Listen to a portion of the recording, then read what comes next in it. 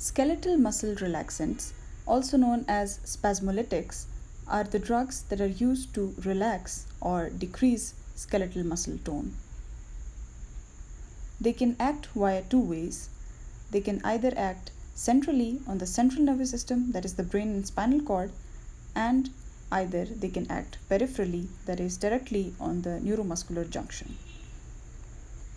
The centrally acting skeletal muscle relaxants depress polysynaptic pathways in spinal as well as supraspinal sites. To describe them and discuss their mechanism of action in detail, I'll draw an upper motor neuron here acting on a lower motor neuron, and this red one will be the inhibitory neuron, which will release GABA and regulate skeletal muscle contraction. The green one is the lower motor neuron. Now, there will be an axial potential from the cerebral cortex via the upper motor neuron into this synapse, where there will be the release of any excitatory neurotransmitter such as glutamate or norepinephrine, which will then act on the lower motor neuron and thus cause the lower motor neuron to release acetylcholine at the neuromuscular junction and contract the skeletal muscle. Now I'll draw some receptors here. The upper motor neuron will have the alpha-2 receptor as the autoreceptor. The GABA-B receptor is present on the lower motor neuron as well as on the upper motor neuron, performing different functions. The GABA-A receptor is present on the lower motor neuron. Both of these GABA receptors, GABA-A and GABA-B, will be acted upon by the inhibitory neuron releasing GABA into the synaptic cleft, and this GABA will inhibit the GABA-B receptor on the upper motor neuron to stop releasing the excitatory neurotransmitter, and on the postsynaptic or the lower motor neuron, it will act on the GABA-B receptor, where it will cause hyperpolarization, and thus there will be no conduction of the action potential. The GABA-A receptor is also acted upon by the inhibitory neuron releasing GABA, and it will act via the same way, increasing chloride influx and thus leading to hyperpolarization. Now that was the physiology. Now, in order for us to develop drugs that act as skeletal muscle relaxants, we need to do something that will cause the lower motor neuron to hyperpolarize and not send a signal to the skeletal muscle, right? Now we can do this by three ways. Firstly, we can use the drug tizanidine, which will act on the alpha-2 receptors, which are autoreceptors, which when will be stimulated by tizanidine will lead to a decrease in the release of norepinephrine or the excitatory neurotransmitter. And I'm sorry, this is not a minus, this is a plus. Tizanidine is potentiating or acting as an agonist at the alpha-2 receptor. Now the second way we can hyperpolarize the lower motor neuron is by giving the drug Baclofen. What this drug will do is act on both the GABA-B receptors, both on the upper motor neuron and the lower motor neuron. Baclofen on the upper motor neuron will decrease the influx of calcium and thus will decrease the release of neurotransmitter, while on the lower motor neuron, GABA-B will increase potassium exit, leading to hyperpolarization. Another way is by using benzodiazepines that will act on the GABA-A receptor, the benzodiazepine site, and causing increased chloride influx, leading to hyperpolarization. Now we saw that all of these processes caused the lower motor neuron to hyperpolarize and thus not send a signal to the skeletal muscles to contract. The drugs that are used are benzodiazepines, Baclofen, tizanidine, and gabapentin, which acts by increasing GABA within this synaptic cleft. Now we'll see the skeletal muscle relaxants that act peripherally. On the basis of their action, they can be divided on those acting on the neuromuscular junctions and block those, and the others which act directly on inhibiting excitation-contraction coupling.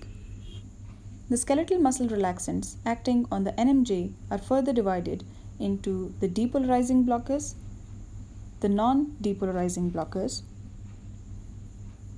and those which act directly on inhibiting acetylcholine release. We've already studied this one, but I'm just mentioning it for the sake of completeness.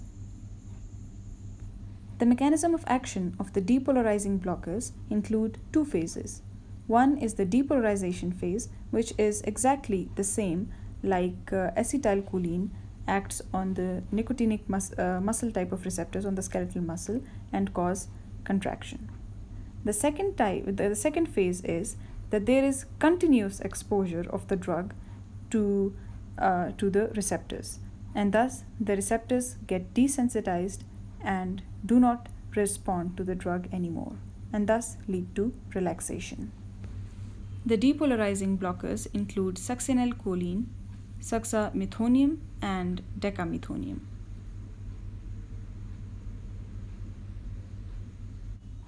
Succinylcholine is a quaternary ammonium compound, and it is a synthetic one, and upon administration it is degraded very quickly.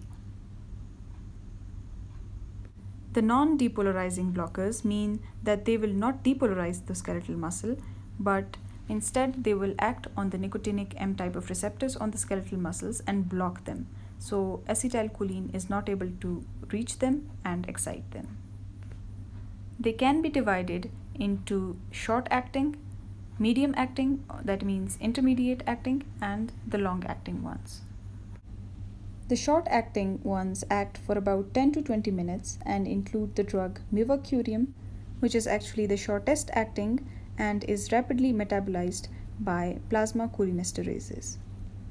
The medium-acting act for about 20 to 35 minutes and include Curium, which undergoes spontaneous degradation in plasma via Hoffman's degradation, which is defined as the spontaneous degradation of a drug in plasma and tissue at normal body pH and temperature. It also undergoes degradation by cholinesterases and is safe for hepatic and kidney dysfunction patients because it does not require metabolism in the liver. The next intermediate acting skeletal muscle relaxant is Rocuronium, which has a rapid onset of action, and Vicuronium, which does not cross the placental barrier. The other drugs in this category are Rapacurium and Cisatracurium. Coming to the long-acting ones, they act for about greater than 35 minutes and include D-tubocurarine.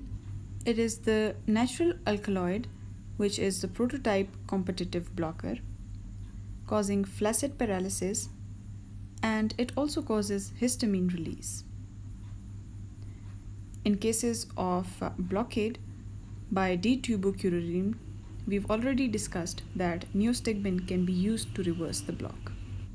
The next long-acting one is Doxacurium, which is the most potent non-depolarizing blocker. Remember this. And it causes minimal histamine release.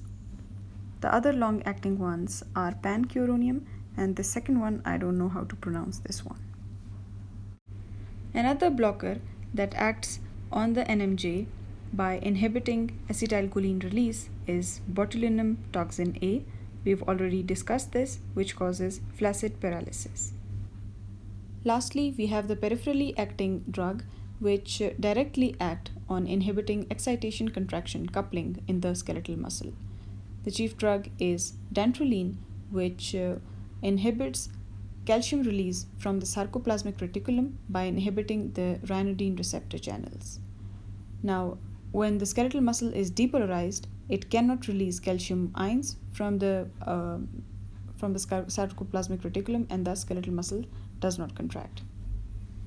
Dantrolene is a very important drug that is used to reverse malignant hyperthermia that can be caused by a general anesthetic such as halothane. That's all about skeletal muscle relaxants.